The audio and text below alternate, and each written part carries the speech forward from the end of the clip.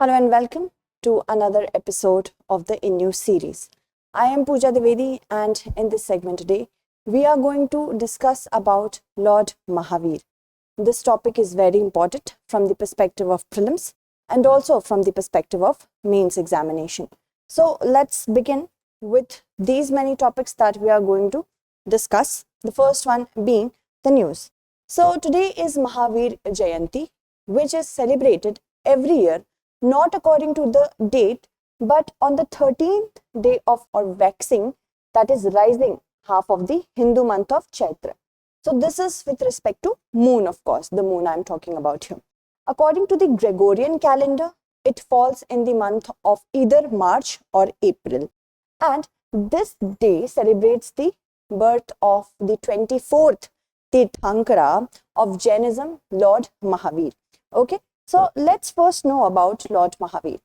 Lord Mahavir, he was born as Prince Vardhaman to King Siddhartha of Kundagram and Queen Trishula, who was a Lichavi princess, and he belonged to the 𝐾𝐤 dynasty. He was born in 540 BC in Vajji kingdom, and he was born in the present day Vaishali. Okay. Princess Yashoda was his wife. He was married at a very young age and they had a daughter by the name of Priyadarshana.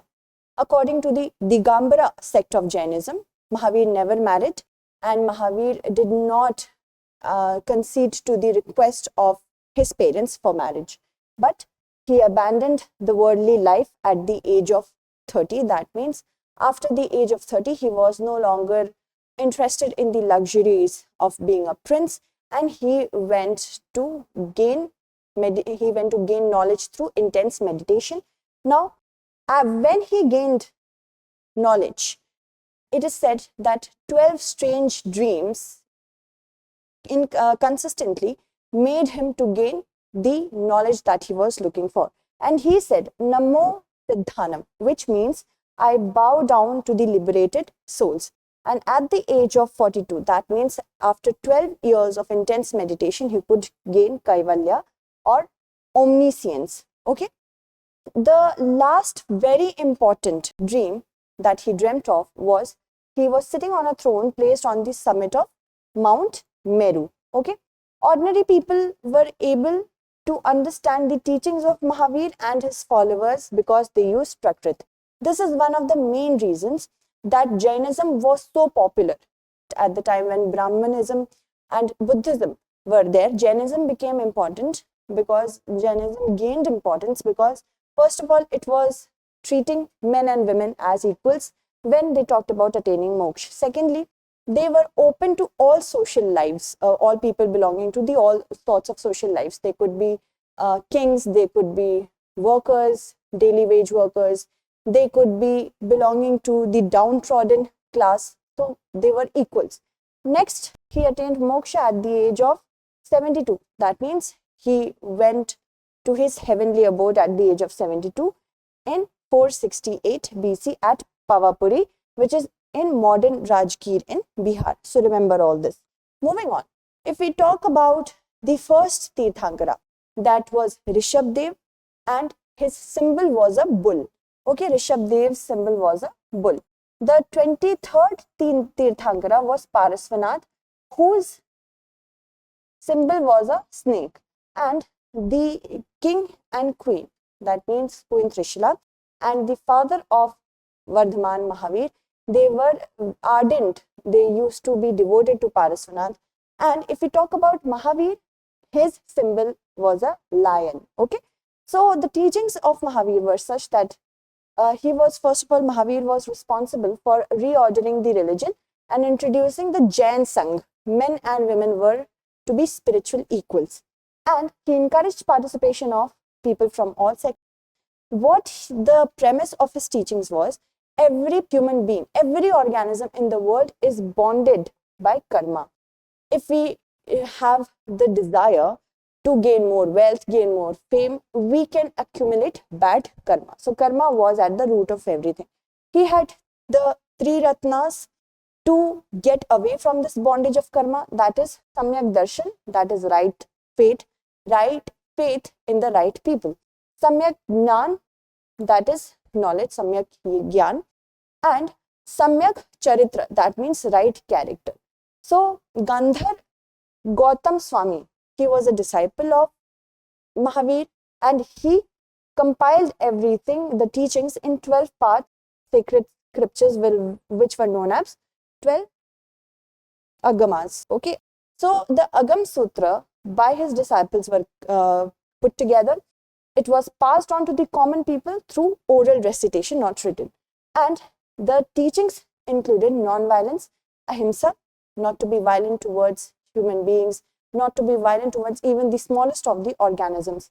Always speak the truth. Also, we should not have the characters of a thief, non-stealing. Chastity, brahmacharya, not indulging into any sexual favors, and non-possessions, non-attachment, that is aparigraha. Then only we will be able to attain moksha. So all the teachings of Mahavir, it was based on these three ratnas and principles, and they were the basis of the formation of Jainism, which is a religion of self-help. They believe that nobody is going to help them attain moksha except for their own conduct. It doesn't condemn the Varna system, Jainism, very importantly for prelims. There were two sects which were divided after a drought came. A group of Jains, they migrated towards south and they were known as Digambaras, the sky-clad, under Bhadrabahu. And those who stayed back in North India were Shvetambaras, or the white-clad, under Sthalbahu. Okay, remember that. The entire world is animated according to Jainism. Even the non-living things that we know, stone, water, sun, these all are living according to Jainism. Non-injury to living beings, especially to humans and any living organism, should not be done. And the cycle of birth and rebirth is shaped through karma.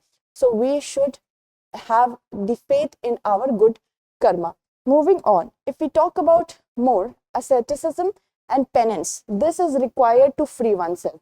That means, first of all, this was one of the extreme principles of Jainism. That is why Buddhism was, according to the then people, was a little better, because extreme and middle path, when we have to choose between them, most of the people will choose middle path. And Jainism talked about extremities, penance and asceticism. That means penance could also include starving oneself to death. Okay, a very important king did that. Can you name that king? Okay, so for that we need a test, asceticism and penance. Also, the practice of Santhara was a part of Jainism.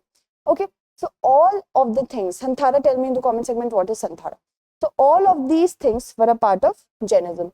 What is the relevant today? World is very volatile.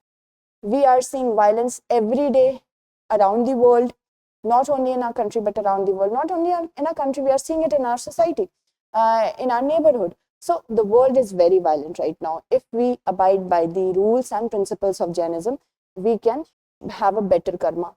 Environmental overexploitation, as Jainism talks about, even everything, stone, water, everything has a life. The world is animated.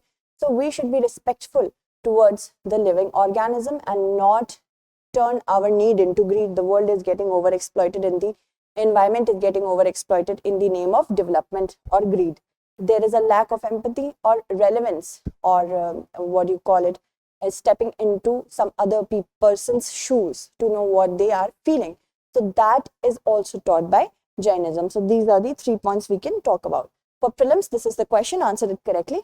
Consider the following with respect to Lord Mahavir. He belonged to the Lichavi dynasty. He was married to Yashoda and he attained Kaivalya at the age of 35. So answer from these given options. Moving on. If we talk about conclusion, Lord Mahavir introduced the philosophy of Anikantvada, that is principle of non-absolutism. That means what?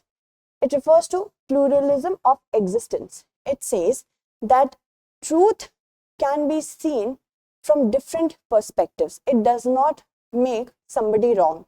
This is one thing that we need to understand if we have to remain tolerant. If this person is standing here and the other person is standing here, and this is the number I am drawing. This person might see it as 9 and this person is seeing it as 9, this person is seeing it as 6. So both are actually correct, but because they are seeing it from different perspective, that makes this non-absolute. Okay, moving on. If we talk about the main space question, you have to discuss the relevance of the teachings of Lord Mahavir in the contemporary world in 250 words. Okay, so that's it for today. Tomorrow we shall meet again with another segment. Until then, stay updated and thank you so much for watching.